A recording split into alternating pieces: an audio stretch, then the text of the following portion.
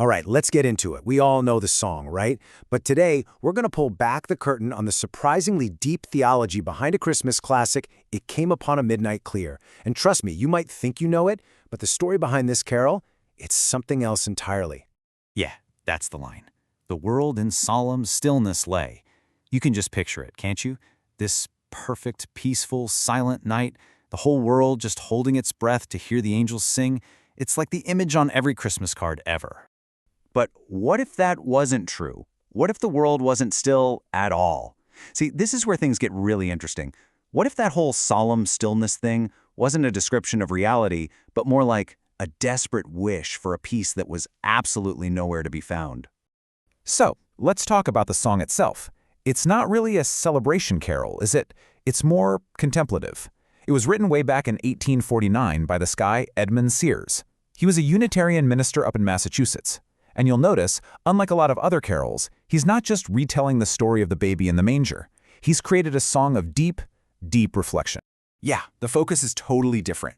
This carol is way more about the meaning of what the angels were saying. You see, Sears was wrestling with this massive, nagging question. If angels showed up and announced peace on earth like 2,000 years ago, then why is the world still so incredibly full of conflict and pain? This entire carol is basically him trying to make sense of that gap between the promise of peace and the reality of human life. Okay, so to really get what this carol is about, we have to travel back in time. We need to understand the world of 1849. And let me tell you, it was anything but a silent night.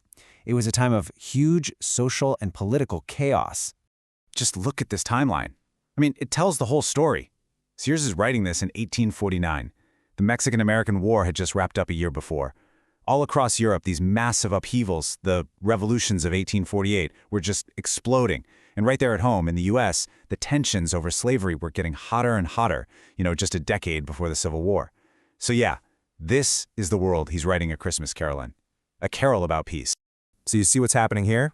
This hymn is not some sweet, quaint little song about a silent night long ago. No way. It's a powerful, direct commentary on a super noisy, deeply conflicted world. It's basically a protest song, wrapped in a Christmas carol. And that brings us right to the heart of it, the central tension of the whole song. It's this massive clash, right? On one side, you've got heaven's promise of peace, and on the other, you've got the raw, brutal reality of human strife. And you can see that clash so clearly right here. In verse 1, it's all about the angels' song, right? You get glorious song of old, harps of gold, peace on the earth. It's beautiful. But then, bam, verse 2 hits you with the human reality. Woes of sin and strife, years of wrong, man at war with man. And then that gut punch of a line. Humanity just doesn't hear it. We don't hear the love song. Wow. And this line right here. Beneath the angel strain have rolled 2,000 years of wrong. That is just so brutally honest, isn't it? Sears is not pulling any punches.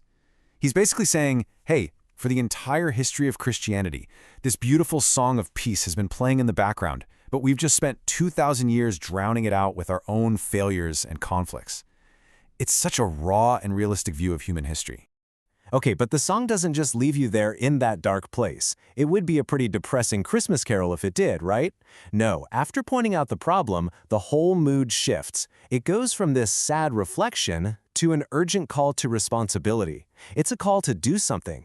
The third verse is basically a how-to guide for a world that's just exhausted. It breaks down into these 4 steps. First, hush the noise. It's a call for the men of strife to just stop, repent. Second, hear the angels. It's an invitation to actually tune in, to listen to God's voice for a change. Third, look for hope. He gives a promise that better days, these glad and golden hours, are on the way. And finally, number 4, rest on the road. It's an offer of spiritual rest right in the middle of all the struggle. It's so practical.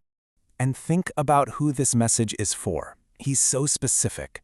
And ye beneath life's crushing load, whose forms are bending low. He's talking directly to people who are suffering, to the oppressed, to anyone who feels completely weighed down by life. This is not a song for people who have it all figured out. It's a message of hope and comfort for those on the margins. And all of this builds to the carol's ultimate point. It's enduring hope for peace. See, it's not just about feeling bad about the past or even just trying to do better now. It's about this incredible forward-looking promise for the future. Theologians have a big word for this, eschatological hope. Okay, sounds complicated, I know, but the idea is actually pretty simple. It's the belief that, in the end, God's plan for the world wins, that all of history is actually heading somewhere, towards a future where that peace the angels sang about isn't just a dream but a full-on reality for everyone. So let's just recap the key theological ideas packed into this one carol. First, you've got divine initiative. God makes the first move, sending the message of peace. Then human responsibility. It's on us to listen up and actually do something about it. There's also this realistic struggle. The song is super honest about how we failed over and over. But then there's this huge cosmic hope. It points to this ultimate future of peace for everyone. And finally, it gets to the whole purpose of the incarnation, that Christ's birth is all about making that reconciliation possible. Which brings us right back to today.